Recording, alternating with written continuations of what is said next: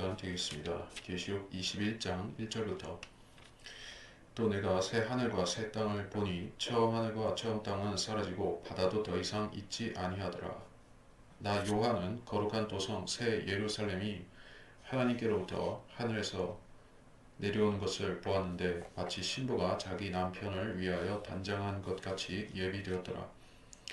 또 내가 들으니 하늘에서 큰 음성이 나서 말하기를 보라 하나님의 성막이 사람들과 함께 있어 그분께서 그들과 함께 거하시리니 그들은 그분의 백성이 되고 하나님께서는 친히 그들과 함께 계셔서 그들의 하나님이 되시리라. 하나님께서는 그들의 눈에서 모든 눈물을 닦아내시며 다시는 사망이나 슬픔이나 울부짖음이 없고 고통 또한 없으리니 이는 이전 것들은 다 사라져 버렸음이라 하더라. 21장은 영원시대를 알리는 장입니다. 성경에서 마지막 시대가 영원시대죠. 우리 시대는 교회시대이고 교회시대가 끝나면 환란시대가 있으며 환란시대가 끝나면 천년왕국이 있습니다. 천년왕국이 끝나면 영원시대가 오는 것입니다. 그것을 왜 영원시대라고 부르는 것이냐. 물론 계시록 21장에서 영원시대라고 그렇게 말씀한 것은 아니지만 그 하나님께서 알파 오메가라고 예수님께서 마찬가지지만 하나님께서 자신 알파 오메가라고 말씀하실 때 그것은 주님께서 시간이 창조되기 이전부터 계셨다는 사실을 알려주고 있는 것이고 또 시간이라는 것이 하나님의 피조 영역 안에 또한 들어가 있다는 것을 말씀하고 있는 것입니다. 그래서 시대들이 있기 전에 시간이 창조되기 이전에 있었던 시대가 그것이 영원이었던 것입니다. 그 영원의 어느 한 시점에서 주님께서 창세기 1장 1절의 창조 사역을 행하신 것입니다. 그래서 그 창조 사역으로 인해서 시간이 시작되고 인류 역사가 시작되고 그렇게 되었죠. 그리고 이제 시대들이 끝나면 결국 하나님께서는 또 영원으로 복귀하시는 것입니다.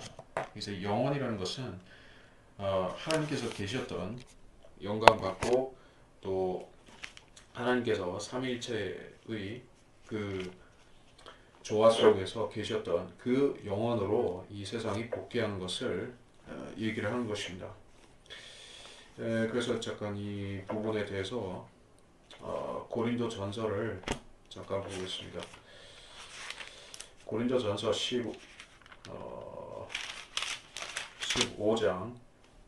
15장 24절 그 후에는 끝이 오리니 주께서 모든 정사와 모든 권세와 능력을 폐하시고 그 왕국을 하나님 곧 아버지께 바칠 때라. 주께서 모든 원수를 자기 발 아래 두실 때까지 통치하셔야 하리니 멸망받게 될 마지막 원수는 사망이라. 이게 천년왕국이 끝나고 영원시대가 오는 것에 대해서 이 고린도전서 15장 24절로 26절 본문에서 그렇게 말씀하고 있습니다. 그래서 끝이 오리니라고 하는 것은 천년왕국의 끝을 얘기를 하고 있고 앞서 우리가 20장에서 보았던 큰 백보자 심판 그것이 끝이었다는 것이요. 그것이 오면 이제 모든 정사, 권세와 능력 즉 이 지상의 왕국들을 잡으시고 주께서 모든 정사와 권세와 능력을 폐하시고 즉 이제 왕국을 하나님께 바친다라고 했으니 천년왕국이 그렇게 된다는 것입니다. 그 영원 시대로 가면 이제 삼위일체가 통치하시는 형태가 되죠. 이 하늘과 땅을 삼위일체이신 하나님이 통치하시게 되죠. 그 천년왕국 때는 주님께서 이 다윗의 보좌에 앉으셔서 성자 하나님이 통치하시죠. 자, 그런 차이점이 있습니다. 1절부터 보면 새 하늘과 새 땅을 보았다. 새 하늘과 새 땅이라고 했습니다. 이게 단수냐 복수냐 하는 부분을 우리가 이것도 간과해서는 아니 되는 부분이기도 합니다. 새 하늘들이라고 이사야서에서 그렇게 말씀하는 부분도 있지만은 내가 창조할 새 하늘들과 새 땅이다 이런 말씀도 있지만은 여기서는 특히 뭐 새 하늘과 새 땅을 강조하고 있기 때문에 그 유기적으로 하늘들이 이제 하나로 합쳐져 있다는 것이요, 결합되어 있다. 그런 사실을 보여주고 있습니다. 하늘들이었다가 어느 시점에 가면 이제 하늘이라는 언급이 나오는 것입니다. 왜 그렇게 되는 것이냐? 바다도 더 이상 없더라. 이게 어디 나왔습니까? 바다. 땅과 하늘이 사라졌고 20장에서 거기선 바다도 더 이상 없다라고. 착각했네. 21장 1절 바로 본문인데 바다도 더 이상 있지 아니하더라. 자, 이 바다가 이 지구상의 대서양, 태평양 하는 그런 바다를 말씀한 것이 아니다는 얘기죠. 결국에 바다가 있기 때문에 또는 기품이라고도 하는 이 공간, 이 부분이 있기 때문에 결국 그 하늘들이 나눠져 있었던 것이죠. 물들과 물들 사이를 가르고 이제 창공이 있게 하라. 창세기 1장에서 그렇게 지정된 이래로 지금까지 하늘들이었던 것이요. 근데 이제 바다가 철거되는 것입니다.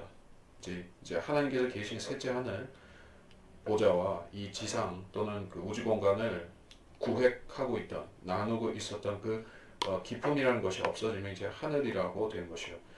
그리고 이제 새 하늘인 것입니다. 그래서 이제 앞서 20장에서 불로 인해서 또 베드로후서에서도 말씀하시지만 불로 인해서 다 태워지고 이제 원자들이 분해되고 태워지고 다시 새 하늘로 창조가 되는 것입니다. 또 새 땅도 마찬가지고. 그래서 처음 하늘과 처음 땅이다. 새 하늘과 새 땅이라 하는 그 기준이 무엇이냐? 여기서 처음 하늘, 처음 땅이라고 하는 것은 창세기 1장 1절에서부터 있었던 그 형태의 땅, 그것이 이제 사라지고 하나님께서 완전히 100% 똑같게 지구와 우주를 창조하실지 조금 어떤 변형이 있을지 그러한 부분에 대해서 우리가 기다 아니다라고 얘기를 할 수 없지만은 완전히 바뀌지는 않는다고 생각해야 될 것입니다. 왜냐하면 이제 영원 시대에 가도 이 땅에 민족들이 있죠. 민족들이 있으니까 유대인도 있을 것이요. 유대인들 없어지지 않습니다. 그리고 그들의 이스라엘과 그들의 예루살렘도 여전히 존재할 것입니다. 그러므로 무엇이 완전히 지구가 화성같이 바뀌고 그렇게 되는 것이 아니라는 얘기예요. 원래 형태를 그대로 따라서 다시 지어지는 것입니다. 이 지구가 또 저 하늘과 별들이 또 마찬가지로 그렇게 지어진다는 얘기요. 차이점은 이제 바다도 더 이상 있지 않더라. 깊음만 없어지고 나머지는 같습니다. 2절에 나 요한은 거룩한 도성 새 예루살렘이. 자, 이제 새로운 그 존재가 등장했죠. 이제까지는 하늘들이 있었고 또 땅이 있었지만은 그 사이에 새로운 도성이 등장을 합니다. 자, 이것은 이 땅에 지금까지 있었던 그 예루살렘을 얘기하고 있는 것이 아니라 새 예루살렘입니다. 새 예루살렘은 새 땅에 있어야 되는 것이죠. 새 땅과 새 하늘 사이에 있어야 된다고 보는 게 자연스럽겠죠. 왜냐하면 이 새 예루살렘이라는 도성의 형태를 보면 우리가 이제 보면은 그 형태가 이제 피라미드를 위아래로 이렇게 붙여놓은 형태로 다이아몬드 형태로 되어 있기 때문에 이 지상에 완벽하게 바닥을 착지할 수가 없는 형태인 것입니다. 그래서 완전히 땅에 찰싹 붙는 형태가 아니기 때문에 이것이 땅으로 내려온다 할지라도 어느 정도 떠 있다시피 그렇게 보여질 것이에요. 그래서 이것은 새 하늘과 새 땅 그 사이에 있다라고 얘기를 하는 것입니다. 조금 떠 있을 수도 있고 아니면 꼭지점이 이렇게 다 있을 수도 있고 그렇죠. 자, 이 도성은 영원 시대가 시작될 때 이 지상에 선을 그은 것입니다. 천년 왕국 때는 아직 없습니다. 아직 이 땅에 없습니다. 하늘에 있습니다. 이 도성을 신부라고 또한 신부로 비유를 하고 있습니다. 왜? 여기서 말씀하는 이 신부란 교회를 얘기하는 것이죠. 교회가 바로 이 새 예루살렘의 거민이요 주인이라 이렇게 뜻하는 것입니다. 이 도성의 거민들은 이스라엘이 아니고 또 이방인들, 즉 그러니까 천년왕국이나 다른 시대 구원받은 그런 이방인도 아니고 오로지 지금 현재 교회 시대 구원을 받은 모든 사람들이 이 도성에 사는 것입니다. 이 도성이 예비되었다라고 얘기를 하죠. 아직 입주자가 아직 들어간 것이 아니라 이제 예비되었고 들어간다라는 얘기입니다. 즉 우리가 이 지상에 그리스도와 함께 천년간 통치하겠지만 이 도성에 들어가 사는 것은 영원 시대가 시작할 때 그때 비로소 우리가 들어가는 것이요. 그래서 천년왕국 시대라는 것은 우리 교회에게 있어서는 허니문, 즉 그 신혼 여행이죠. 허니문 기간이 1000년입니다. 허니문이 1000년이나 됩니다. 그 기간 동안은 주님께서 이 땅에 장막, 초막에 거하시죠. 다윗의 장막. 그러면 우리도 이 지상에 내려와서 장막 생활을 하는 것이요. 교회도 그리스도를 따르기 때문에. 그리고 이제 주님께서 영원한 새 집을 주시겠다는 그 약속대로 또 다른 것에서는 저택이라고도 말씀하셨는데 좀 쳐다보면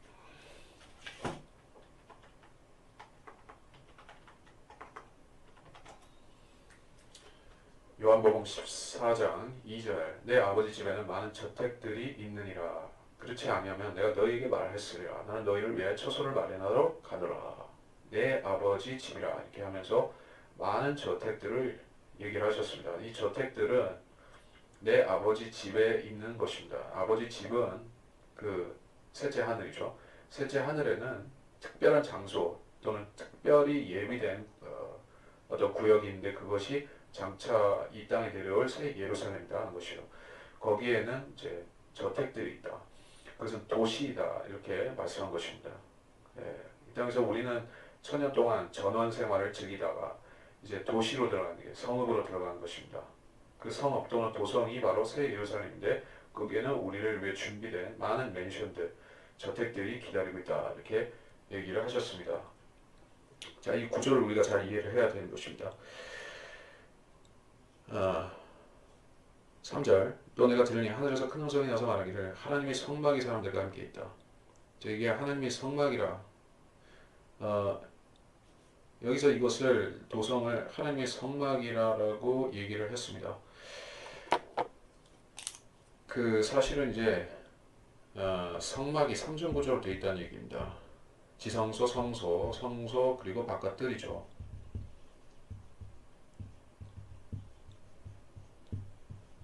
자, 이것이 각각이 뜻하는 바가 있지만은 여기서 지성소에 해당하는 영역이 바로 새 예루살렘이 될 것인데 현재는 그렇다는 얘기지만 장차는 이제 지성소와 성소와 바깥들이 이렇게 나누고 있는 특히 이 지성소와 성소를 나누고 있는 이제 휘장이 지금 휘장이라고 하는 그것이 바로 이제 깊은 바다인데 그것이 사라지면은 지성소와 성소가 뚫리겠죠.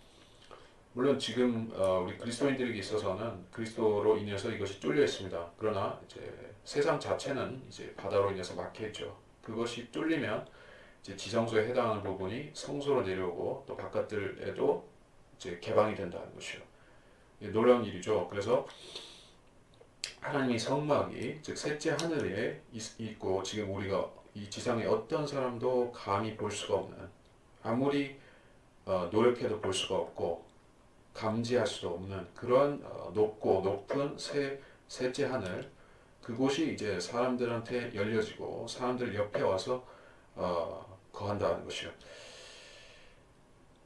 그분께서 그들과 함께 거하시니 하나님께서 이 지상에서 사람들과 대화하고 함께 거하고 이런 광경을 우리가 볼 때 연상이 되는 바가 어디에 있습니까? 바로 그 창세기 앞부분 1장에서 3장까지 있었던 그 상황이죠. 그때 인간들은 인간들이라고 해봐야 아담과 이브였지만은 그들은 하나님과 함께 거했었던 것입니다. 하나님께서 그들과 대화하고 그들과 함께 산책하시고 그들과 함께 다니셨던 것이죠. 그래서 그런 시대로 그런 시간으로 다시 복귀한다는 게요. 그것이 애초에 하나님께서 계획하신 것이었다. 사람들과 함께 거하는 것이 하나님의 뜻이었다는 얘기요. 그것이 이제 아담의 범죄로 인해서 다소 지체가 되어서 6천년이 흘렀고 이제 또 1000년이 또 마저 흐르면 이제 원래 하나님께서 품으셨던 그 계획 사람들과 이 땅에서 친히 함께 거하시겠다 하는 그 계획이 성취가 되는 것입니다. 그들은 그분의 백성이 되고 지금의 이제 그 민족들은 각자 자기들이 시조라든지 자기들이 민족 신이라든지 다 따로 있죠. 이제 전부 어떤 이 지상의 모든 민족들도 다 하나님의 백성이 되는 것이요. 지금은 유대인들만 자기들이 여호와 하나님의 백성이다 그렇게 지칭을 하지만은 그 수백 개 수천 개 민족들 가운데서 유대인만 그렇게 하고 있습니다. 물론 교회도 한 민족이기는 합니다. 또 교회도 한 백성이긴 합니다. 그러고 보면 이제 유대인과 교회를 빼고는 하나님의 백성이 이 땅에 없었던 것이요. 예, 어떤 민족도 그 지위를 얻지를 못했지만 이제 영원 시대는 이 지상에 사는 모든 민족들이 독일인이, 영국인이, 한국인이, 뭐 일본인이, 기타 모든 민족이라는 모든 집단들은 다 하나님의 백성인 것이요. 유대인과 동일한 거룩한 민족이 된다는 얘기요. 그들의 하나님이 되시리라. 자, 이제 더 이상 신들이 없습니다. 예, 신들이 나타나서 사람들을 미혹한다든지 그런 일도 없을 것입니다. 창세기 6장 그 당시에는 천사들이 어떤 잘못된 천사들이 내려와서 사람들을 꼬여서 성적인 부분에 범죄를 하고 또 거인들을 낳고 그런 어, 불법이 자행되었었지만 이제는 죄가 없기 때문에 사탄도 불못에 들어가고 모든 악인들과 타락한 천사들도 다 자기들이 가야 할 그 불못으로 갔기 때문에 이 세상에 죄도 없고 사망도 없어서 더 이상 문제가 될 것이 없다는 얘기예요. 이제는 천사들이 사람과 함께 살아도 문제가 없고 하나님께서 이 땅에 사람들과 함께 거니셔도 문제가 없고 그런 세상이라는 것을 말씀하십니다. 4절 하나님께서 그들의 눈에서 모든 눈물을 닦아내신다. 다시는 사망과 슬픔과 울부심이 없고 고통도 없다. 자, 이 지상에서 사람들이 두려워하고 문제시하는 모든 것들이 이제 없다는 게요. 눈물은 인간의 본질과 결부되어 있는 요소죠. 인간은 울면서 태어납니다. 눈물은 인간의 삶의 시작부터 함께하는 것이에요. 사나이는 일생에 뭐 3번인가 운다 그렇게 얘기를 하지만은 원래 사람은 이 땅에서 비통하고 슬픈 일을 많이 겪기 위해서 태어난 것이요. 우는 것은 수치가 아닙니다. 자, 우리 그리스도인들은 그런 사실을 정확하게 알고 우리 눈에서 눈물을 닦아내실 분이 누구인지를 알고 그분을 의지한 사람들이 바로 그리스도인들이라는 것이요. 우리는 이 땅에서 흘린 눈물들을 이제 주님에게 다 의탁을 한 것입니다. 왜냐하면 주님께서 갈보리 십자가 상에서 또 주님 고난 받으시는 와중에서 우리가 흘려야 될 눈물까지도 다 손수 흘리셨기 때문에 우리는 거기에 의탁하면 이 세상을 기쁘게 살아갈 수가 있다는 얘기예요. 그런데 세상 사람들은 어떻습니까? 여전히 슬픈 일들에 그들을 짓누르고 있죠. 병고 때문에, 가난 때문에, 죽음 자체 때문에 또 수많은 그런 세상에 슬픈 일들 때문에 그들의 눈물샘은 마를 날이 없는 것입니다. 그리스도인들만이 그나마 이 땅에서 기쁨을 누릴 수가 있습니다. 하나님께서 이걸 기뻐하시는 것이 아니죠. 모든 민족들의, 모든 백성들의, 모든 이 지상의 인간들의 눈에서 눈물을 닦아내시고 이 세상의 슬픈 일을 완전히 제하신다는 그런 약속인 것입니다. 그래서 특히 사망과 슬픔이나 울부짖음, 사람이 죽고 장사 지내고 곡하고 이런 일이 더 이상 없다는 얘기요. 그리고 죽음에 수반된 것이 고통이죠. 또 질병에 수반된 것이 마찬가지로 고통이죠. 그것이 있기 때문에 지금 이 지상에는 병원들이 있고 요양소가 있고 또 의사들이 쉴 수가 없는 것이요. 예. 사람들이 이제 의사를 특히 한국 같은 나라에서는 의사를 대단히 각광받고 선망하는 직업으로 여기죠. 그 사람들이 이제 나름 선발된 엘리트들인 것이요. 그 사람들 자체도 병들고 죽을 수밖에 없는 인간이면서도 다른 사람들이 고통을 치유해주는 일을 하기 때문에 배나 힘든 사람들인 것입니다. 그래서 그 사람들은 이제 세상의 아픔과 눈물을 닦아주기 위해서 또 미력한 힘이나마 그걸 하기 위해서 쉴 수가 없는 것이에요. 얼마나 바쁩니까? 하지만 이 세상의 고통은 그치지를 않는 것입니다. 고통의 근원을 제거해야 그것이 멈추는데 바로 이 세상의 죄성, 인간이 이 세상에 도입해 놓은 그 죄성이 뿌리가 제거되어야지만 이 세상에 슬픔이 사라진다는 것입니다. 고통도 사라진다. 5절 또 보좌에 앉으신 분이 말씀하시기를 보라 내가 만물을 새롭게 만드노라 하시고 또 내게 말씀하시기를 이 말씀들은 참되고 신실하니 기록하라 하시고 또 내게 말씀하시기를 시작과 끝이라 내가 목마른 자에게 생명수의 샘을 값없이 주리라 이기는 자는 모든 것을 상속받으리니 난 그에게 하나님이 될 것이요 그는 나에게 아들이 되리라.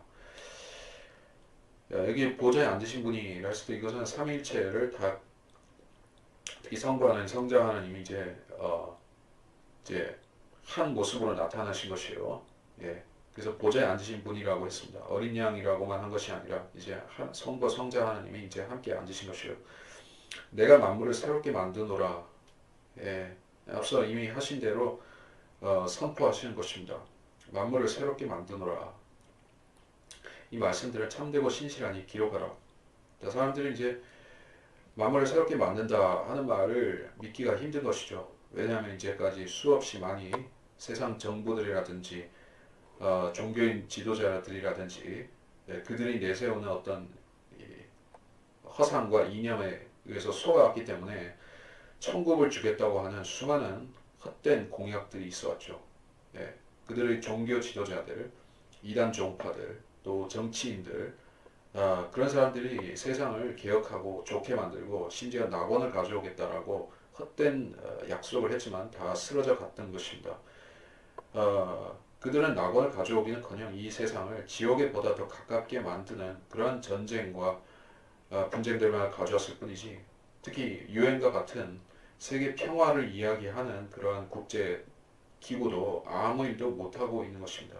실질적으로 그들이 해야 될 본업, 즉 이 세상의 전쟁을 방지하고 전쟁을 그치게 만드는 그 일은 그들이 전혀 성공하지를 못했던 것을 볼 때, 자, 하나님께서 친히 다스리시는 그 왕국이 얼마나 소중한 것입니까? 인간에게 있어서 유일한 희망은 예수는 그리스도의 재림과 천년왕국, 그리고 이제 영원 시대, 그것이 이제 인간들의 유일한 소망이다 하는 사실입니다.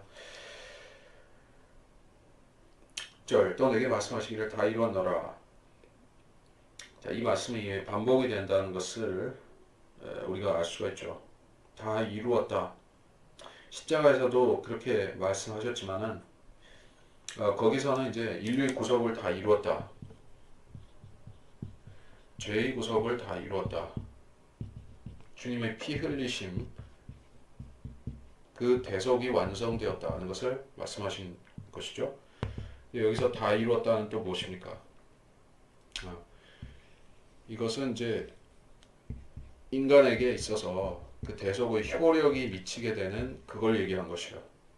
그리고 인간에게, 특히 믿는 죄인들에게 미치는 영향력을 얘기하는 것인데, 여기 본문 계시록에서 다 이루었다는 것은 좀 다른 얘기죠. 전 피조물, 만물에게 그리스도의 피 흘리심의 효력이 미친다는 얘기예요. 기본적으로는 인간들의 죄를 대속하기 위해서 주님께서 피 흘리신 것입니다. 실제로 주님을 믿는 사람들이 주님 피 흘리심의 공로를 믿는 근거로 해서 구원을 받죠. 자, 지금 이 시대는 그런 은혜의 복음이 효력이 있습니다. 지금은 뭐 은혜의 복음, 우리가 믿는 그 복음을 인간 외에 어떤 존재들이 혜택을 받는 것은 아니죠. 고양이나 개나 뭐 다른 짐승들이 예수 그리스도의 피 흘리심을 인해서 그들이 어떤 도움을, 혜택을 받는 것이 아닌데, 근데 여전히 그들은 이제 죄와 사망의 그러한 고통의 굴레 안에 놓여져 있습니다. 인간들은 이제 그 존재들을 보면서 이 세상이 여전히 죄의 시스템으로 굴러가고 있다는 것을 또 재확인하게 되는 것이죠. 그래, 이제 인간들은 하나님께서 예수 그리스도의 피를 믿는 믿음으로 구원을 시키지만은, 그럼 만물은 어떻게 하셔야 되는 것이냐? 만물의 구속도 이제 하나님의 뜻 안에 있다는 것입니다.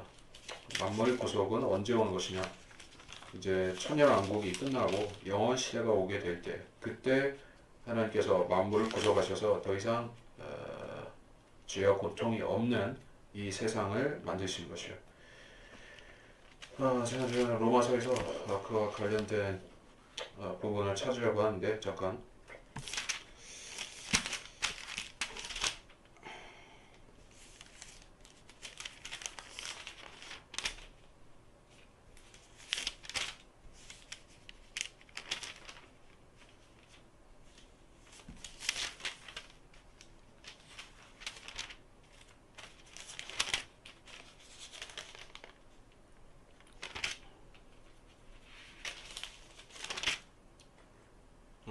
찾았습니다.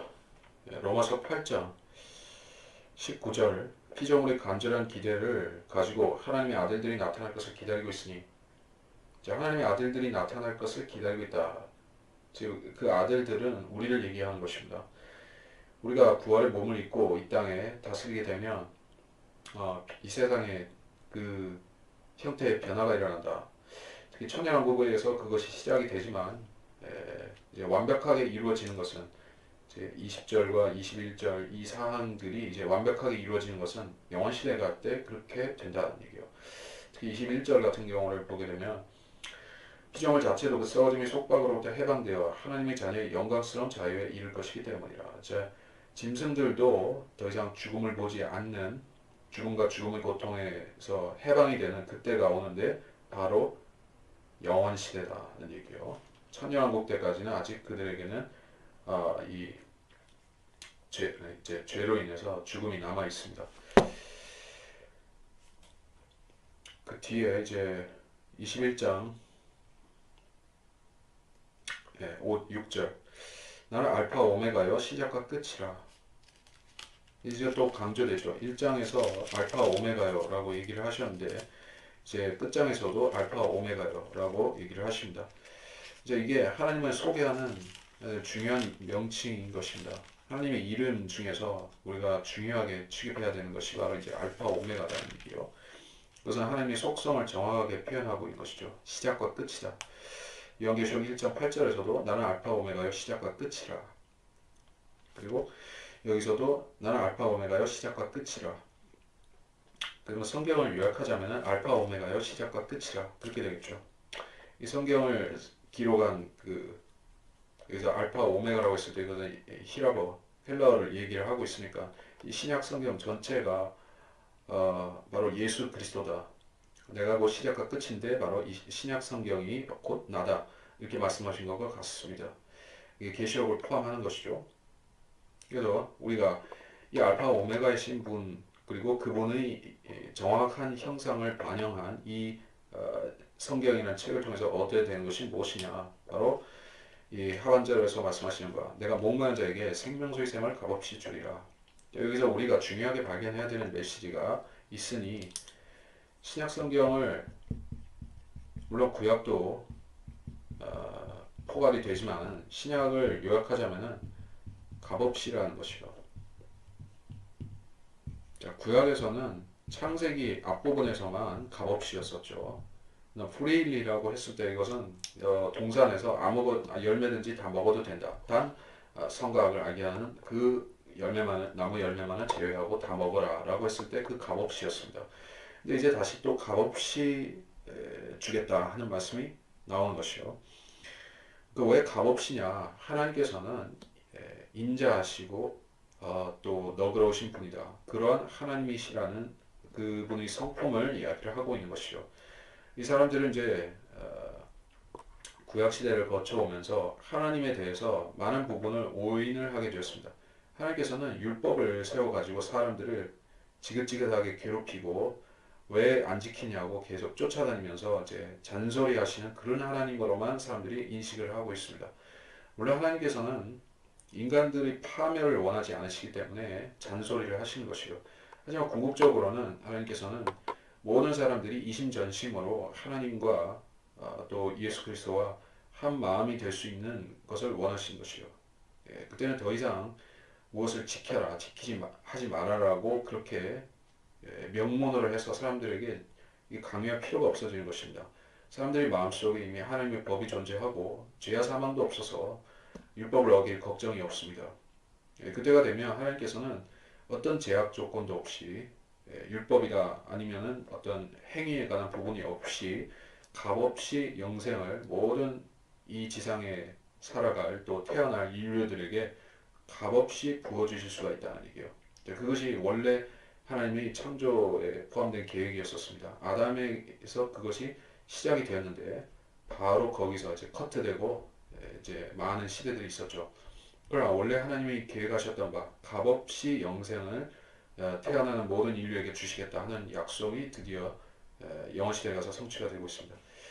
7절 이기는 자는 모든 것을 상속받는다. 이기는 자라고 했을 때 그는 단순히 이기는 자라고 했을 때 물론 교회 시대 크리스천도 이기는 자입니다. 여기서 보다 강조하는 것은 환란 시대에 이기는 자를 보다 강조하고 있는 것입니다. 환란 시대. 자, 교회 시대에는 사실은 이 표현이 조금 달라져야 되죠. 이긴 자가 되어야 되겠죠. 이거는 구원을 얘기한 것이요. 구원을 서서히 이루어가는 것이냐, 어떤 기간에 걸쳐서 이루어가는 것이냐, 아니면 완벽하게 받은 것이냐. 우리는 완성된 구원, 완성된 구속을 받을 때 우리는 이긴 자죠. 근데 어떤 사람들이 아르미니안이라든지 어떤 그 은사주의자들이 얘기하는 것처럼 이겨가야 된다. 이 세상을 살면서 구원을 이루어 나가야 된다라고 할 때 그것은 환란 시대의 방법인 것입니다. 또는 구약 시대와 유사한 것이요. 여기서 말씀하는 이기는 자라고 했을 때는 물론 그래서 환란 시대라든지 또는 뭐 천년왕국을 포함할 수가 있죠. 그때도 행위니까. 그래서 그 사람들은 무엇을 상속받냐? 모든 것, 만물을 상속받게 된다는 얘기예요. 나는 그에게 하나님이 될 것이요. 이것도 예전에 그 이겼을 때 이룰 수 있는 그 조건으로 주어지고 있죠.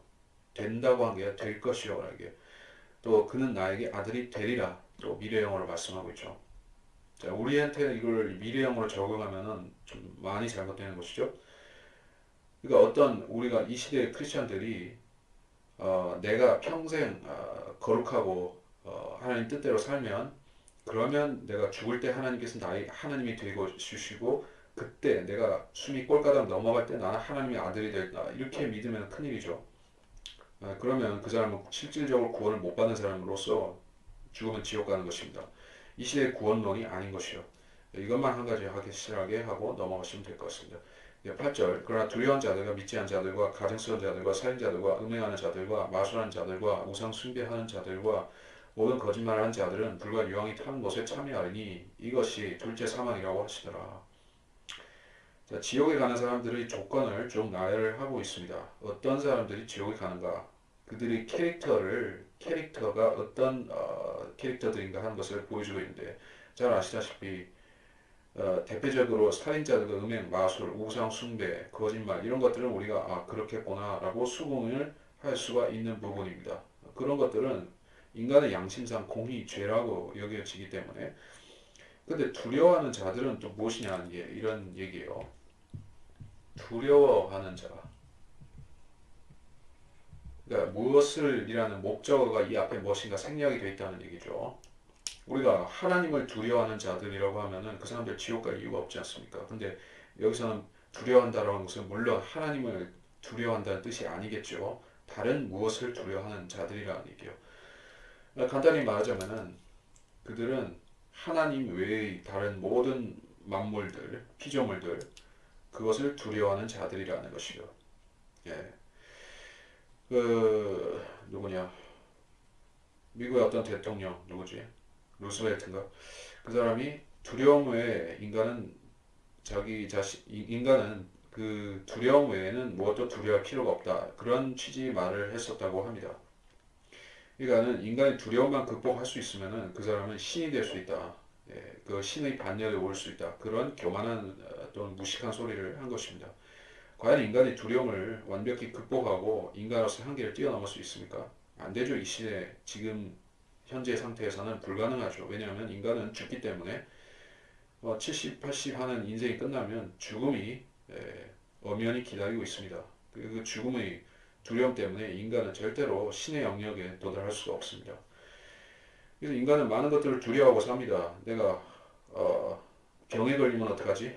내가 사고가 나면 어떡하지? 내가 어디 장애가 걸리면 어떻게 할까? 난 어떻게 할까? 어떻게 할까? 그런 수많은 두려움들을 품고 사는 것이요. 그런 사람들이 지옥에 간다라고 말씀하고 있으니 대단히 가혹한 말씀처럼 들릴지 모르지만은 아닙니다. 이것은 예수 그리스도를 믿지 않은 사람들과 믿은 사람들의 근본적인 차이를 확인해 주는 것이요. 주 예수 그리스도를 구주로 믿은 사람들은 그들이 일시적으로 잘 몰라서 그러니까 예전에 살아왔던 타성에 젖어가지고 세상을 여전히 두려워할 수 있습니다. 그럴 수 있습니다. 그러나 근본적으로 한 가지, 내가 지옥에 가느냐, 이제 내가 구원을 받았기 때문에 100% 확실하게 하늘나라 간다. 그 부분에 있어서는 어떤 타협도, 양보도, 의혹도 있지 않다는 것이요. 만일에 진짜 구원받았고 성경으로 자기 구원을 확신하는 사람이 내가 혹시 지옥 가면 어떡하느냐 하는 두려움을 품고 산다면 그 사람은 바로 여기 말씀하시는 두려워하는 자들 중에 하나인 것이요. 그 사람은 자기 구원을 확신하지 못하기 때문에 두려워하는 자인 것입니다. 우리가 그 두려움을 갖고 사는 사람들은 절대로 거룩한 사람들이나 옳은 사람들이 아니라는 것을 알아야 됩니다. 로마 캐토릭에 속한 사람들이나 은사주의자들이나 기도원에서 이렇게 여러 가지 어떤 그 자기들의 행위 교리를 실행하는 자들이나 이단 종파에 속한 자들이나 전부 다 두려워하는 자들인 것이요. 그들에게는 절대적인 구원의 확신이 없습니다. 그들은 내일 일을 장담 못하는 사람들인 것이요. 그러면서도 자기들이 종교 행위를 열심히 하고 지키라는 것을 지킴으로써 궁극적으로 구원받겠다고 늘 그렇게 하고 있는 것이요. 그러나 그 사람들은 절대로 이 성경의 지옥 갈 사람들의 명목에서 벗어나지를 못하는 것입니다. 그래서 결과적으로 그들은 믿지 아니하는 자들과 동격으로 취급받는 것이요. 믿지 않는 자들, 바로 불신자들이죠. 사람들은 교인을 불신자와 다르다고 생각을 합니다. 불신자는 교회 안 다니는 사람으로 생각하는 거예요. 믿지 아니하는 자들, 불신자들은 그럼 세상에만 있는 것이냐? 절대로 아니죠. 교회 안에 불신자들이 너무나 많아서 지금 한국 교회는 이제 불신자들과 교인들이 뒤섞인 형태의 그런 잡탕, 동물원 우리와 같은 교회들이 주종을 이루고 있는 것입니다. 자, 가령 뭐 대형 교회, 수만 명이 되는 교회 안에 구원의 확신이 있는 사람을 이제 모 집단으로 해서 이제 계층 분류를 한다면 어떻게 나올지 참 우습지 않습니까? 진짜 구원의 확신 있는 사람은 10%도 안 되는 교회들이 수두룩한 것이요. 그리고 그나마 그 확신이 있다고 하는 사람들도 목사가 믿으라고 하니까는 그렇게 엉겁게 믿은 사람들이지 성경을 가지고 자기 구원을 한 구절도 제대로 증명해낼 수가 없는 사람들이 참으로 넘쳐나고 있는 것이요. 이게 얼마나 비극적인 현실인가. 근데 성경은 그런 사람들이 진짜로 자기 죄의 구속을 확신하지 못한 이상에 예수 그리스도를 믿지 않은 이상에는 지옥을 피할 수 없다는 얘기예요. 또 그들은 더 나쁜 사람들과 동료로 취급받는 수치를 당하게 된다는 얘기예요. 불신자가 단순히 불신자, 예수 그리스도를 믿지 않은 사람이 살인자나 우상숭배, 마술, 즉 그 마약하는 히피들이나 어떤 살인자, 포주들, 깡패들 그런 사람들하고 동격으로 취급받는다면 참 억울할 것입니다. 고상한 불신자도 얼마나 많습니까? 교육을 많이 받고 대학 교수나 다른 그 어떤 지식인의 위치에 있는 그런 불신자들은 자기들이 그런 천하고 낮은 범죄자들과 연쇄살인마들과 그런 자들과 동격이라고 하면 펄쩍 뛰겠지만 하나님께서 보실 때는 동격이라는 얘기예요. 예수 그리스도를 믿지 않은 죄는 이 세상의 어떤 죄보다도 비교할 수 없이 무겁기 때문에 그들은 그 죄 때문에 결국에는 더 악한 자들과 한 세트로 묶여져서 지옥에 가야 하는 것입니다. 자, 이제 가증스러운 자들과 살인자들, 음행하는 자들이라고 했을 때, 자, 이 사람들은 구체적인 무슨 행위가 있어서 죄인으로 취급하는 사람들이죠. 즉 구역식으로 말해서 어떤 살인자들이나 우상 숭배하는 자들이나 그런 자들이 이제 구체적인 죄를 지는 사람들이에요. 즉 악인들이라고 불리는 사람들입니다. 앞에 두려운 자들과 믿지 않은 자들까지는 사람들이 보통 악인이라고 생각 안 하지만은 하나님 보실 때 악인이고 이 뒤에 가증스러운 자, 살인자, 음행자, 마술자, 마술하는 자, 우상숭배, 기타 등등 이런 사람들은 세상적 관조에서 볼 때도 그들은 악한 사람들에 속하는 것이에요.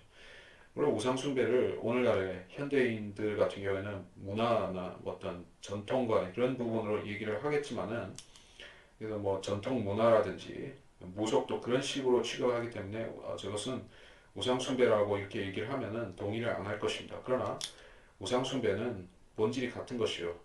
하나님이 계신데 하나님보다 더 열악한 것을 형상을 만들어서 섬기면 그것은 우상인 것입니다. 어떤 형태로 하든지 간에 그것은 우상을 벗어날 수가 없는 것이요. 문화적인 것은 없습니다. 전통이라는 것은 아무 소용없는 변명인 것이요.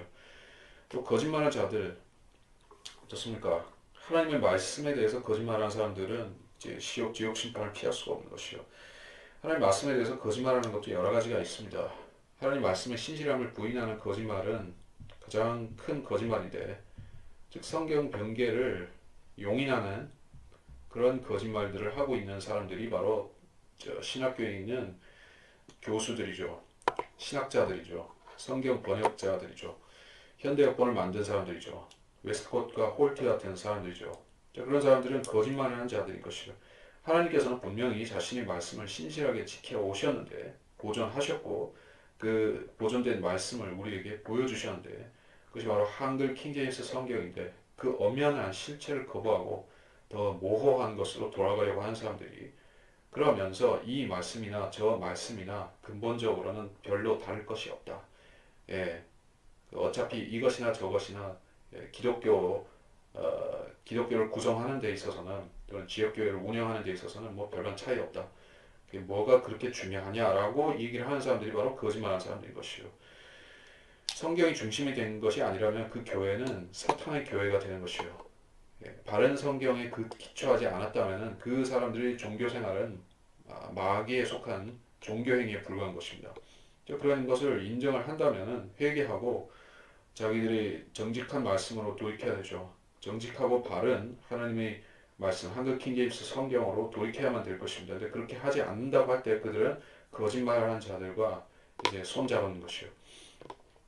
그들은 어디에 참여하냐? 불과 유황이 타는 못에 참여하니. 자, 그 못은 어디에 있습니까? 이 우주의 한켠에 하나님께서 모든 악인과 타락한 천사들과 사탄을 벌하시기 위해서 따로 마련하시는 장소가 있는데 그것이 바로 불과 유황이 타는 즉 불못인 것입니다. 20장에서 사망과 지옥도 불못에 있다고 말씀하셨죠. 이제 지옥에 가는 사람은 없을 것입니다. 더 이상 지옥에 내려가는 사람은 없습니다. 영원 시대에 가면 모두가 구원받은 채로 태어나서 구원받은 채로 영원히 살기 때문에 지옥에 새로 들어갈 사람은 없습니다. 그러니까 그 전까지 지옥에 갔던 사람들만 다 싸그리 이제 불못에 들어가서 사는 것이요. 그러니까 나 혼자 망하기 싫다는 심리가 있죠, 사람마다. 그래서 내가 망하면 남도 같이 망해야 돼. 그 소위 뭐 물귀신의 못된 신보라든지 그런 식으로 나 혼자 지옥 가는 것은 이제 억울해. 그러니까 같이 끌고 지옥 가야겠어. 근데 친구 따라 강남 간다고 하는 말은 있어도 친구 따라 지옥 갈 수는 없는 노릇이죠. 그것은 전혀 될 수가 없는 얘기입니다. 많은 사람들이 그렇게 생각하고 자기 위안을 받으려고 합니다. 나 혼자 가는 것은 아닌데 뭐 이런 식으로 또 생각을 하는 것이요. 예.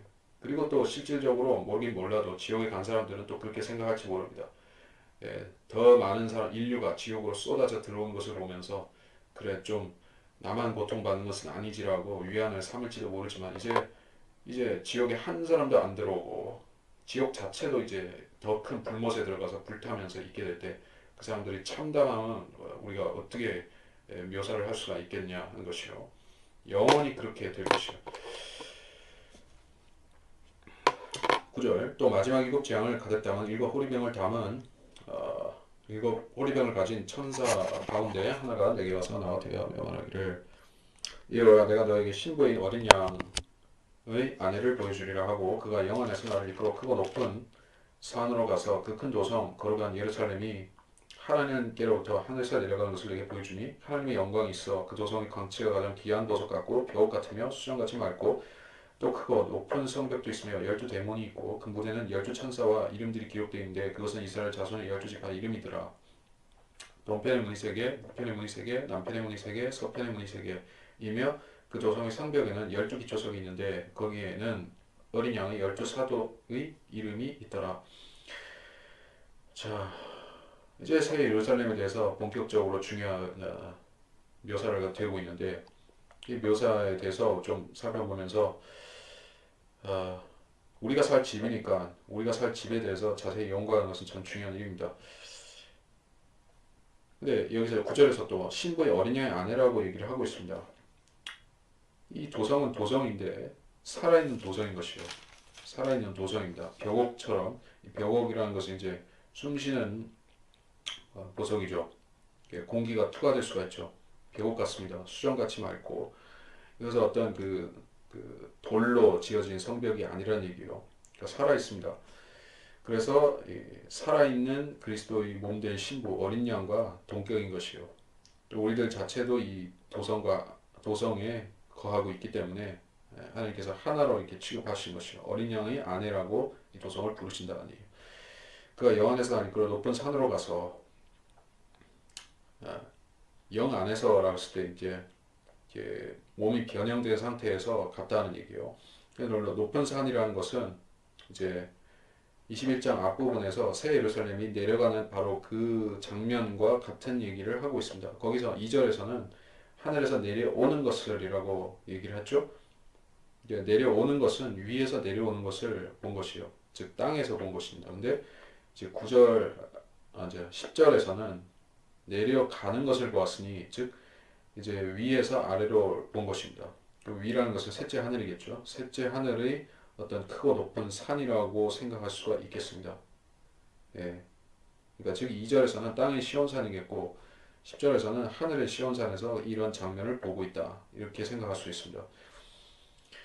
11절 하나님의 영광이 있어 그 도성의 광채가 가장 귀한 보석 벽옥 하나님의 영광이 있다. 이제 성전과 거의 이 도성은 이 자체가 성전이라는 얘기예요. 하나님의 영광이 그 안을 채우고 있습니다. 그 도성의 광채가 가장 귀한 보석 벽옥 같고 수정같이 맑고 이건 따라 설명할 게 없겠고 12절에 크고 높은 성벽도 있으며 자, 성벽이라는 것은 외적의 외침을 막기 위해서 보통 성벽을 세우죠. 외침의 그 가능성이 없는데도 성벽을 세울 필요는 없겠지만 이 도성에는 성벽이 여전히 존재를 합니다. 그래서 이제 하나님께서 이 도성의 그 거민들과 이 세상의 거민들을 구별하시기 때문에 그렇습니다. 구별하는 것이 벽이죠. 이쪽과 저쪽이 그 담을 허물고 자유로이 통행할 수 있다면 벽이 없는 것인데 벽이 있다는 것은 자유로이 다니는 것은 아니다는 얘기예요.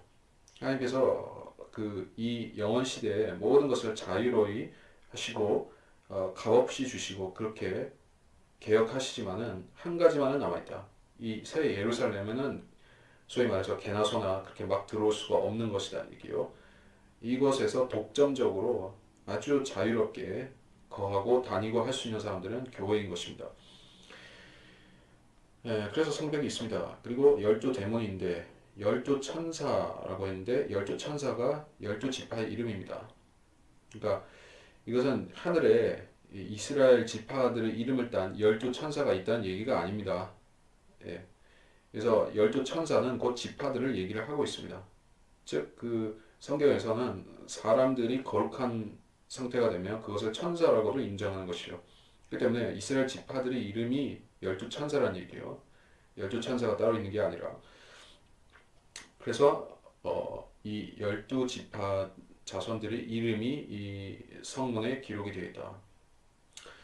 이스라엘 사람들이 이 성읍에 산다는 얘기는 아니죠. 아닙니다. 그러나 이름은 이스라엘 자손 지파들이 이름을 쓰고 있습니다. 그래서 이 도성이 그 사각형 형태로 이렇게 구성되어 있다는 것을 알 수 있는 게 세 개라는 부분 때문에 그렇습니다. 이 도성은 원형진 것이 아니라 각이 져 있고 이제 균등하게 각 면이 구성이 되어 있습니다. 14절 그 도성의 성벽에는 12기초석이 있는데 이 기초석이라고 이게 성벽에서 성벽의 기초석은 거기 그 도성을 건축한 사람들의 이름을 쓰는 게 보통이죠. 기초석에는 그런 의미가 있습니다. 우리가 그 어떤 건물을 지을 때도 마찬가지요. 그 초석에는 초석이 되는 그 자리에는 그 건물을 지은 어떤 노고를 쏟았던 사람들이나 건물주나 뭐 중요한 사람 이름이 들어가죠. 그런 취지라고 보면은 이 도성은 12사도로 인해서 시작이 되었구나 하는 것을 알 수가 있습니다. 신약 교회의 시작은 사도들로부터 시작이 된 것을 우리가 알죠. 사도들이 있었고 그 뒤에 우리 이 시대의 신약 교회가 시작이 된 것입니다. 사도들은 교회의 시작인 것이요, 주춧돌인 것입니다. 사도들이 교회의 기초다. 이런 부분에 대해서는 찾아볼 수 있지만은 시간이 없으니 여러분이 상식적으로 교회의 시작은 사도들이 했고 오순절에 사도들이 시작했다는 것은 상식적으로 알고 그래서 그 기초라는 것이 실질적으로 교회가 살 도성에도 반영이 되어 있다는 것이요. 지금도 사도들이 있다고 주장한 사람들 같은 경우에는 자기들이 이름을 거기다 집어넣고 싶을 것입니다. 아마도 사도라고 주장한 사람들, 자기가 사도, 신사도 이런 사람들, 은사주의자들 같은 경우도 대부분이 뭐 자기가 사도라고 주장하건 안 하건 간에 비슷한 생각을 갖고 있습니다. 그 시대에 있던 거를 똑같이 자기도 한다고 생각하는 사람들은 내가 사도지 이런 생각을 은연중에 하지만은 아니란 얘기예요. 기초석입니다. 사도는 기초석이에요. 교회는 기초석이 우리 그 일반적인 그리스도인들은 기초석이 아닙니다. 우리는 이제 그 기초석으로 인해 시작된 교회라는 이제 유기체 안에서 한 세포로서 역할을 하는 것이죠. 그런 차이를 우리가 놓쳐서는 안 되겠습니다. 15절 나와 마라니는 그 도성과 그 문들과 성벽을 측량하려고 금갈대를 가졌더라. 그 도성은 네모가 반듯하며 길이와 너비가 같더라. 그러므로 그가 갈대로 그 도성을 측량하니 1만 2천 스타디온이요 길이와 너비와 높이가 같더라. 또 그가 그 성벽을 측량하니 144 큐빗이라. 이는 사람의 척도고 천사의 척도라. 1만 2천 스타디온이라는 이것은 이제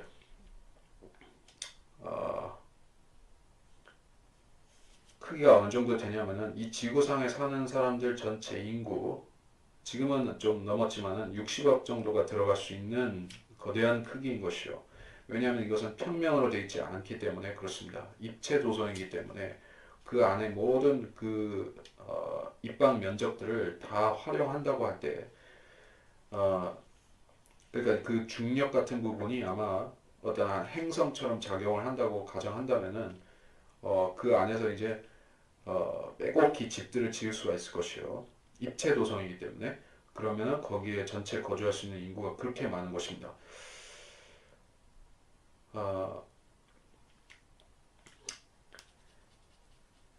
자, 그래서 우리 앞서 봤지만 요한복음 14장 2절에서 저택들, 맨션 이런 언급이 나왔었죠. 그 처소, 그 저택들이 바로 이 도성에 들어가 있는 것입니다.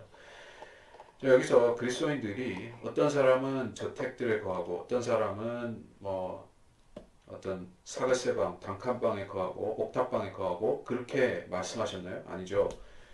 하나님께서는 가장 좋은 것들을 가지고 예비하셔서 성도들을 들여보내신 것이요. 어떤 사람은 달동네에 들어가고 어떤 사람은 호화저택에 들어가고 그런 구조가 아닙니다. 은사주의자들이 또 뭐 세네카 소니니 뭐 천국 보고 왔네 어쩌네 하는 그러한 그 사사로운 계시자들 있죠. 그런 사람들이 참 많은 엉터리 소리들을 해서 사람들을 미혹을 시키고 혼돈을 빠뜨리고 그래 했습니다마는 참 그 중에서 그들이 크게 잘못한 것 중에 하나가 바로 그 새 예루살렘에 들어가는 게 계급식으로 어떤 사람은 뭐 좋은 집, 어떤 사람은 나쁜 집, 어떤 사람은 이제 노숙자 뭐 이런 식으로 하는 그것이 참으로 악하다는 얘기요. 이제 하나님의 그 성품을 왜곡하는 것입니다. 네. 어떤 사람은 선한 행위를 전혀 못하고 하늘나라 갈 수 있습니다. 자, 행위로 인해서 하늘의 어떤 계급이나 또 저택의 수위나 집들이 좋은 집이냐 나쁜 집이냐 이런 것이 결정된다고 하면은 그 예수님 한편 강도, 십자가 한편 강도 같은 경우는 노숙자 돼야 되겠네요. 그 사람들의 그런 행위 기준으로 얘기를 하자면은 그 강도는 예수님 믿는 것 빼고는 착한 일을 한 가지도 한 게 없으니 그 사람이 뭐 복음을 전했나요? 무슨 뭐 착한 일을 한 게 뭐가 있나요? 예수님 믿었다는 것 빼고는 아무것도 없는데 즉 그 강도나 아니면은 마찬가지로 이 시대에도 어떤 그 임종하는 자리에서 예수님 믿고 그렇게 가는 사람들 같은 경우에는 노숙자 돼야 된다는 얘기예요? 아니면 뭐 판잣집에 살아야 된다는 얘기입니까? 같은 소리죠. 그러니까 그런 사람들이 말은 우리가 이제 성경으로 분별해서 이제 검증하고 넘겨버려야 되는 것입니다. 숨는 사람이 참 많습니다. 자, 그래서 17절에서 이는 사람의 척도고 천사의 척도라라고 얘기를 하고 있습니다. 사람과 천사가 이제 동격이라는 얘기예요. 지금 사람들이 이제 천사에 대해서도 참 이상한 그 왜곡된 생각을 많이 갖고 있습니다. 천사는 무슨 중성처럼 생겼다느니 천사는 무성이다 이런 헛소리에서부터 시작해서 어, 아기천사, 아기천사는 이제 이교 신화에서 나온 것이지만 그걸 또 주장을 한다든지 천사가 날개를 가졌다든지 아무튼 이상한 소리들을 이렇게 많이 지어내는 것이요. 이 모슬렘의 특히 그 창시자 마호메트는 가브리엘을 봤다고 주장을 하면서 가브리엘이 나타나서 자기한테 코란을 계시를 했는데 그런 와중에 가브리엘이 뭐 날개가 600개? 몇백 개 달린 그 아주 괴물 단지 같이 생긴 천사로 천사도 아닌 무슨 괴물 단지로 묘사를 하고 있는데 우리가 자세히 그 연조를 들여다보면은 그게 뭐냐 하면은 이제 그 고대 바빌로니아라든지 수메르라든지 그런 그 중근동 지방에서 섬기던 이교의 신들이 그런 형태로 날개가 무수히 달린 신들이 있었던 것이요. 그게 결국에는 이제 그룹을 이제 카피한 개념입니다. 그룹처럼 생긴 신들이 있어요. 그거를 천사로 오인을 해가지고 자기가 사탄의 사자를 만난 것을 가지고 천사라고 얘기를 한 것이요. 마호메트는. 사탄이 그의 천사가 아니라 그의 악령을 보내서 미혹한 것을 가지고 가브리엘이라고 착각을 했죠. 그러니까 천사는 그런 존재가 아니라는 얘기예요. 날개가 없을 뿐더러 사람과 외모상으로 사람과 다를 바가 없습니다. 그래서 사람의 척도와도 같습니다.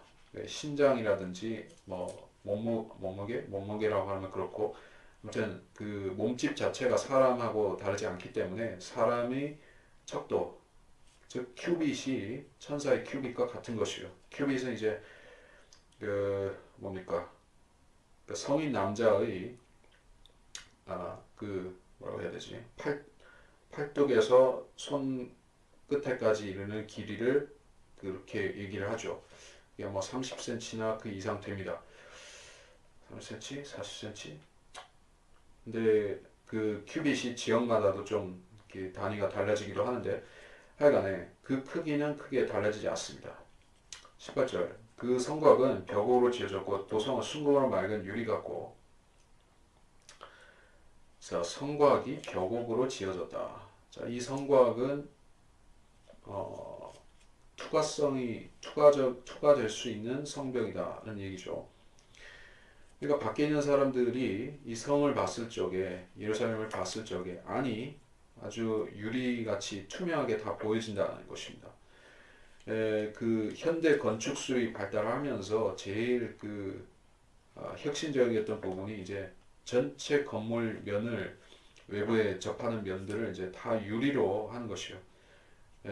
과거에 기술이 미발달했을 때에는 이제 유리로 쓸 수 있는 면적이 심히 제한적이었었죠. 물론 가격에 관한 그런 공법이나 그 가격에 관련 부분들이 다 작용을 했지만은 이제 전체 건물의 사면을 전부 다 유리로 하는 경우에 대단히 혁신적이죠. 그래서 이제 그 우리 한국 같은 경우에도 그런 건물들이 별로 없었던 시절에 이제 혁명적으로 그런 건물이 하나 생겼죠. 바로 63 빌딩. 그러니까 사람들이 굉장히 그걸 아름답게 생각을 했습니다. 그 63 빌딩에 이게 석양이 지고 아침에 해가 뜨고 그런 모습에 해가 쫙 비치고 할 때 얼마나 휘황찬란한 것이요. 황금빛으로 빛나는 것입니까? 네, 그런 건물을 보더라도 이제 이 63 빌딩보다 얼마나 더 화려할 것이요. 크기에서 비교가 되겠습니까? 어마어마한 크기인데 그 도성이 유리로 되어 있다는 것을 볼 때 인간이 이런 도성을 지으려고 하면은 지을 수 없는 이유가 참 많이 있겠지만은 우선 인간은 그만치 많은 어떤 유리나 벽옥 같은 그런 자재들을 조달을 할 수가 없습니다. 이 지구상에서 조달할 수 있는 자원을 가지고는 이 새 예루살렘 도성을 한 10%도 짓기 힘들 것이요. 너무나 호화 자재들이 들어가기 때문에. 근데 하나님은 그렇게 하실 것입니다. 왜 그것이 가능하냐? 물론 하나님께서는 무에서 유를 창조하시기도 하지만은 우리가 힌트를 얻을 수 있는 대목은 또 있죠. 이 우주 공간에 인간이 발길을 딛지 못한 수많은 행성들 가운데서 그 별의 재질 전체가 이제 다이아몬드로 됐다든지 샤파이어로 됐다든지 그런 식의 행성들이 있다고 합니다. 그러니까 별의 구성 요소 자체가 다이아몬드인 것이요. 그러면 그 별에 다이아몬드 퍼다가 뭐 만들고자 하면은 그거 가지고 무궁무진하게 수십억 사람들이 이제 다이아몬드 목걸이로 만들 수 있는 것이죠. 근데 우주에는 그런 별들이 얼마나 많은지 모르는 것이요. 어떤 별은 이제 보석으로 되어 있고, 어떤 별은 금이 무진장 묻혀 있고. 근데 인간들은 그것이 전부 다 이제 지금은 그림의 떡이죠. 왜냐하면 이 우주 공간은 진공 상태의 우주 공간을 뚫고 나갈 수가 없기 때문에 인간들이 그를 못하기 때문에 군침만 삼키고 있습니다. 근데 하나님께서는 하실 수가 있죠. 그래서 이 도성은 하나님의 부귀와 하나님의 존귀와 영예를 상징하는 것이요. 예. 그리고 19절, 18절, 그 도성은 순금으로 맑은 유리 같다. 예, 맑은 유리 같다. 또 유리를 강조하는데 유리 같다고 했지 유리라고 하진 않았죠. 예, 유리라고 하면은 뭐 망치로 치면 깨지겠죠. 근데 그런 유리는 아니에요. 우리가 앞서 유리바다에 대해서도 봤었지만은 불이 섞인 유리바다 계시록에서 자, 그 유리바다가 실제로 뭐 그 유리입니까? 아니죠. 유리같이 보여지는 것을 얘기한 것이요. 여기서도 유리 같다라고 했지만은 이것은 사실 어떤 금강석 같은 그런 아주 단단한 재질로 되어 있는 것이요. 그러니까 벽옥으로 되어 있다는 게. 19절 그 도성의 성벽의 기초성은 각양 보석으로 단장되었으며 첫째 기초성은 벽옥, 둘째는 사파이어로, 셋째는 옥수, 넷째는 에메랄드이며 다섯째는 홍만호, 여섯째는 홍보석, 일곱째는 감람석, 여덟째는 녹보석, 아홉째는 황옥, 열째는 녹옥수, 열한째는 제시스, 열둘째는 자수정이더라. 또 그 열두 대문은 열두 진주니 그 문들은 각각 한 개의 진주로 되어 있더라. 그 도성의 거리는 순금이며 투명한 유리 같더라. 자, 보석들에 대해서 쭉 언급을 하고 있습니다. 이게 참 어떤 아이러니한 부분이 하나 있는데 유대인들이 지금 그 디아스포라 시대를 살면서 유대인들이 고리대금업으로 알려지기도 했었지만은 또 그들이 중점적으로 이렇게 두각을 나타낸 분야가 있으니 그것은 바로 이제 귀금속 가공, 매매 이런 부분에 있어서 유대인들이 탁월한 재능을 발휘를 한 것이죠. 그래서 전 세계 다이아몬드 어떤 산업, 가공이라든지 수출, 수입 이런 부분에 있어서 유대인들이 굉장히 거의 독점하다시피 그런 식으로 하고 있죠. 유대인들이 재능이 많다는 것이요. 보석 가공하는 일에 있어서 유대인들이 참 재주가 많습니다. 그 왜 그러냐 하면은 이 새 예루살렘 때문인 것이요. 여기에 전부 다 유대인 지파들 이름 들어가 있죠. 그리고 구약 시대에 제사장들이 이제 에봇을 입었는데 그것이 전부 다 이 그 화려한 보석들을 가지고 단장이 되었던 것입니다. 유대인들은 내력이 있는 것이요. 그들이 보석에 밝은 내력이 있습니다. 자, 그래서 이 보석들은 기초석입니다. 기초석. 이 기초석이 뭐 조그만 뭐 주먹만한 돌멩이는 아니겠죠. 피라미드 짓는 그 바위덩이 같은 그런 돌덩이들을 생각해 보십시오. 그런 기초석들인 것이요. 그러니까 어마어마한 것이요. 그 사람만한 어, 그 1m, 1m씩 되는 그러한 거대한 그런 돌덩이 같은 그러한 기초석들인 것이 그게 다 보석이라는 얘기입니다. 이게 어디서 나겠습니까? 지상에서는 구할 데가 없습니다. 하나님이 친히 아마 깎아 만드신 것일 것이요. 십계명 돌판을 주셨을 때 같이 하나님께서 친히 주신 것입니다. 21절 그 열두 대문은 열두 진주다. 이것도 마찬가지야. 진주가 얼마나 커야지 성문을 그걸 가지고 조성을 하죠? 그러니까 그 성문의 최소한 성문의 크기가 한 4m, 5m 그 이상 돼야지 사람도 지나다니고 그 다른 더 큰 동물도 지나다니고 뭐 그럴 수가 있을 텐데 진주란 얘기예요. 한 5, 6m 되는 높이 너비가 한 5, 6m 되는 진주 생각해 보시면은 이 지구상에 그런 거 없죠. 이런 그 대문을 만들 수 있는 진주도 없는 것이요. 분명한 사실은 그래서 이 도성은 외계에서 온 것이에요. 외계에서 이 지구상에 그 어떤 건축가나 어떤 기술자가 명인이 이 지구상에서 뚝딱뚝딱 해서 뭐 만들어내는 도성이 아닙니다. 이것은 순수히 외계에서 오는 도성이고 하나님이 하나님 자신이 자재들을 수급해서 만드신 도성인 것입니다. 그러니까 이런 엄청난 것들이 들어가는 것이요. 열두 진주는 이 교회를 가장 잘 나타내는 그런 보석류죠. 귀금속류죠. 진주는 살아있는 진주 조개가 만들어낸 것이요. 그것은 유기체로서 나온 것입니다. 그래서 교회를 가장 잘 나타냅니다. 문들은 각각 한 개의 진주로 되어 있다. 여러분이 그 초현대 건축물들 같은 경우에 보면은 문을 좀 창의적으로 만드는 그런 경우가 있죠. 특히 그 어떤 SF 영화 같은 것에 보면은 이런 식으로 빙글빙글 돌아가면서 이렇게 사람 들여보냈다가 닫았다가 하는 그런 문이 있죠.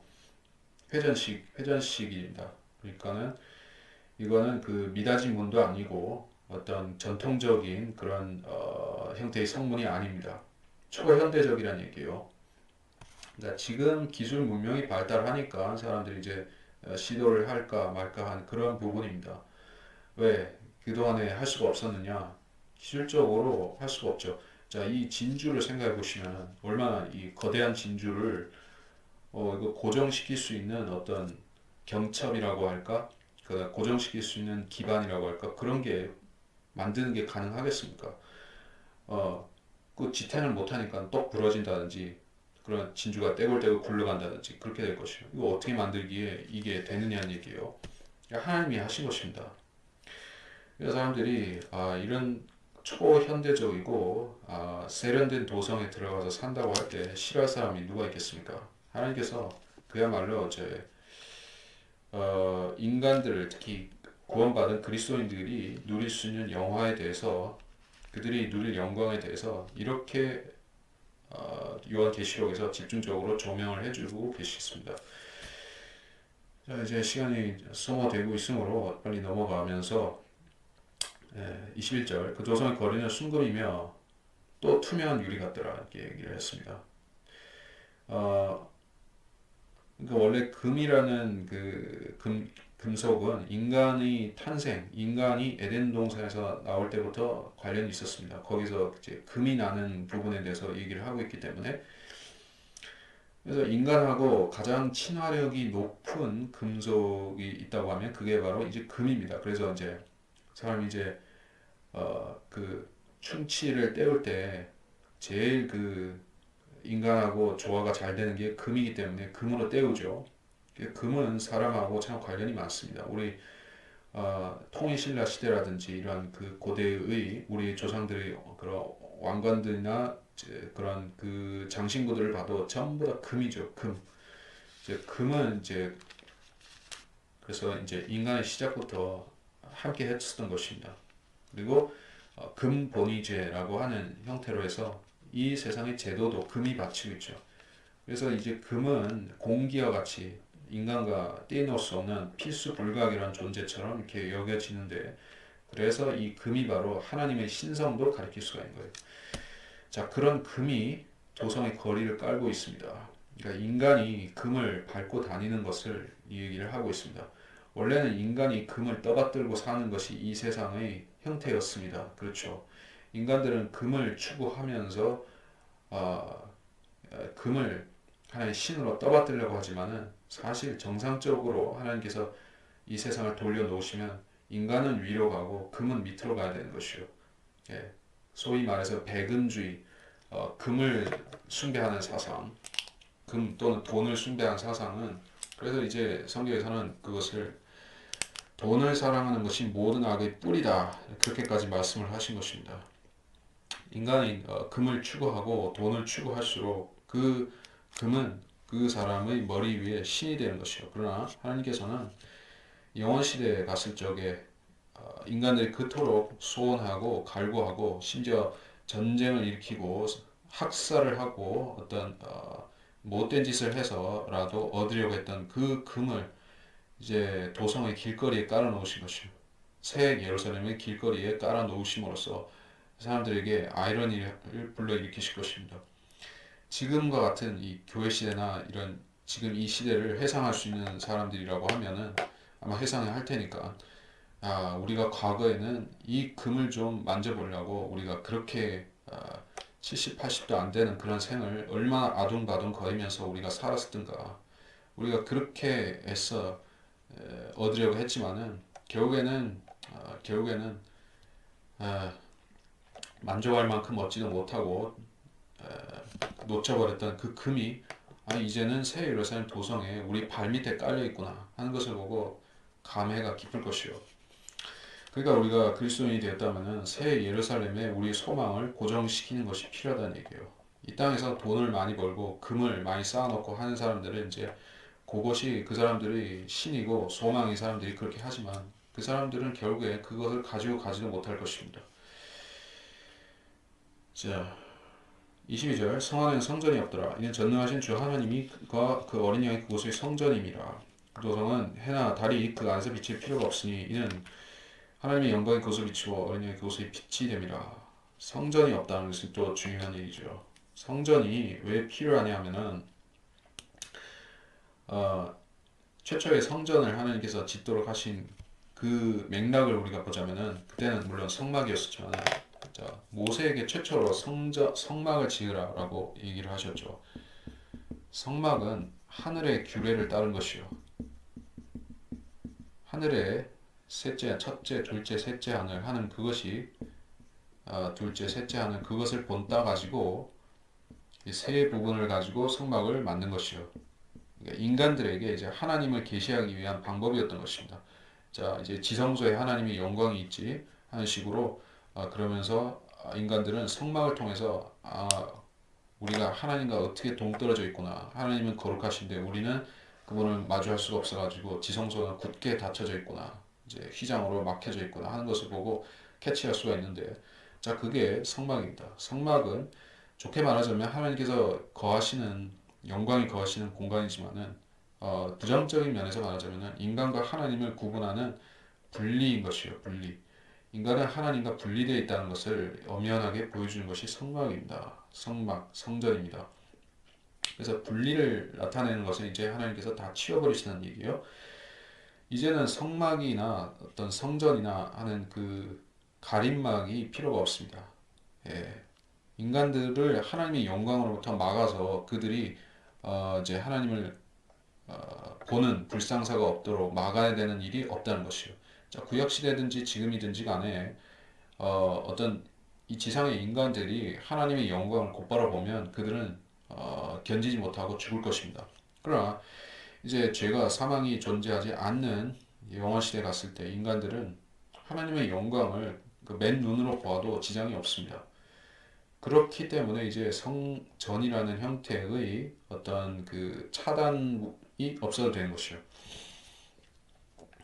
네, 그러면서 전능하신 주 하나님과 그 어린 양 그곳의 성전임이라. 자, 그러니까 오리지널이 이제 성전이라고 하는 것의 오리지널은 사실은 예수 그리스도 자체였다는 것이고 또한 하나님 자체가 성전이었다는 것입니다. 성전이 잠깐 건물 성전으로 바뀐 것은 발전이라기보다는 이제 과정이었던 것이요. 원래는 하나님께서 성전이신데 이제 하나님께서 자신을 인간들에게 보여주실 수가 없으니까는 자신을 계시해 주시기 위해서 하나의 건물 성전이라든지 어떤 천막 형태의 성막이라든지 이런 식으로 하나님의 본성과 하나님의 섭리와 이런 것들을 예시를 해주시는 것입니다. 그래서 성전이 있는 것이요. 자, 지금의 성전은 무엇입니까? 이 교회 시대의 성전은 그리스도인들이죠. 그리스도인들의 몸이 곧 성전의 역할을 하고 있습니다. 예. 그러니까 우리가 성전이라고 할 때 그리스도께서 우리 안에 계시다는 것을 나타낸 거예요. 그리고 그리스도 자체도 또한 성전이신 것입니다. 이제 성전이라는 것은 경배의 장소가 되는 것이죠. 경배의 장소. 하나님께서 그 장소에 계시고 그 장소에서 영광을 받으신다는 뜻입니다. 자, 그리스도인들이 지금 이 시대에 거듭난 그리스도인들이 24시간 언제든지 원하기만 하면 하나님께 합당한 경배를 드릴 수가 있는 것은 그 사람들이 하나님이 성전이 되어 있기 때문에 그렇습니다. 자, 우리들만 그런 상황에서 지금 교회 시대입니다. 그러나 앞으로 영원 시대가 오면 이제 그리스도께서 성령께서 이 세상에 편만하게 충만하게 개가 거하시기 때문에 모든 사람들이 이제 하나님을 바로 대면하고 경배 드릴 수가 있는데, 자, 그래서 어떤 중간 형태를 취하실 필요가 없고 건물 성전이라든지 어떤 중간 매개체를 취하실 필요가 없이 다이렉트로 경배를 받으신다는 얘기예요.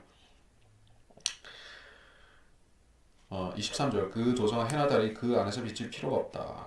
이는 하나님의 영광이 그곳을 비치고 어린 양이 그곳에 비치됨이라 자, 해나 달이 비칠 필요가 없다라고 했으니 이것은 자연 광선, 해나 달의 어떤 자연 조명보다도 더 밝다는 것을 이 얘기를 하고 있습니다. 지금 도시에서 사는 사람들은 한국의 서울이라든지 도시에서 주로 사는 사람들은 이제 자연 조명의 필요성을 그렇게 못 느끼고 살죠. 낮에도 어떤 그 인공 조명 하에서 사무실에서 이렇게 주로 시간을 보내는 사람들, 또 밤이 되면은 네온 사인이라든가 가로등 불빛이라든가 또 수많은 인간이 만든 그런 가짜 조명들, 인공 조명들 아래서 사는 사람들 같은 경우에는 자연광의 가치를 별로 못 느끼고 사는 사람들이 있습니다.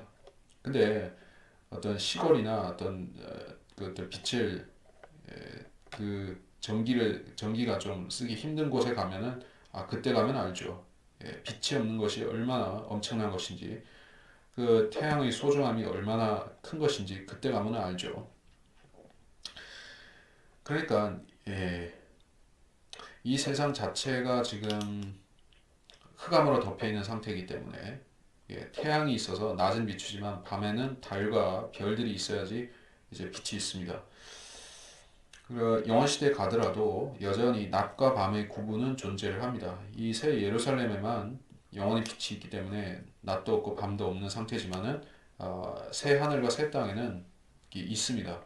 그러나 지금보다는 더 밝을 것이라고 보는 것이요. 왜냐하면 이 새 예루살렘의 광채가 있고 또 이 세상에서 죄로 인해서 덮여졌던 그 흑암, 암흑이 이제 거쳐지기 때문에 세상이 은은하게 밝아질 것이다. 이게요. 그렇게 생각을 하는 해석이 많이 있습니다. 그래서 더 밝아질 것이요.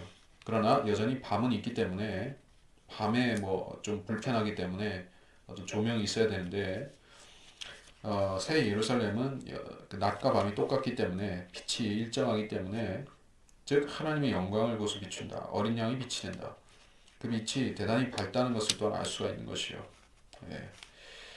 우리 그리스도인들은 너희가 세상의 빛이요 소금이다 하는 성경의 말씀을 그냥 그런가 보다라고 생각하고 지나칠 수가 있습니다만은 자, 이 거대하고 이 웅장하고 어마어마한 이 새 예루살렘 도성을 예수님 한 분이 이렇게 그 자신의 몸에서 나오는 빛으로 조명을 한다고 생각해 보면 얼마나 대단한 것이요.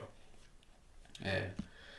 태초에 빛 말씀이 계셨고 말씀이 하나님과 함께 계셨다. 근데 그 말씀이 빛으로서 이 세상에 오셨다라고 요한복음 1장에서 말씀하시는데 그 빛이 여기 새 예루살렘 도성에서 비친다는 얘기예요.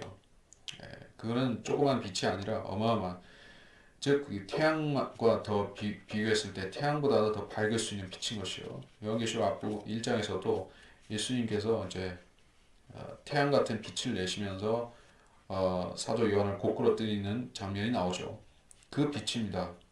용광로의 그런 불 같은 빛인 것이에요. 그렇기 때문에 이제 인공 조명이 따로 필요가 없을 정도가 된다.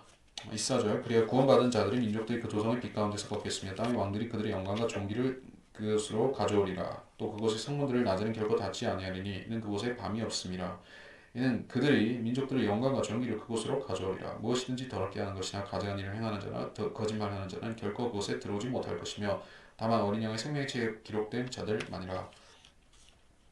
24절에 구원받은 자들의 민족들이라고 했습니다. 자, 그냥 민족들이 아니라 구원을 받은 자들이라는 것이요. 그러니까 지금 교회 시대의 기준하고 민족들의 기준하고 다르다는 얘기죠.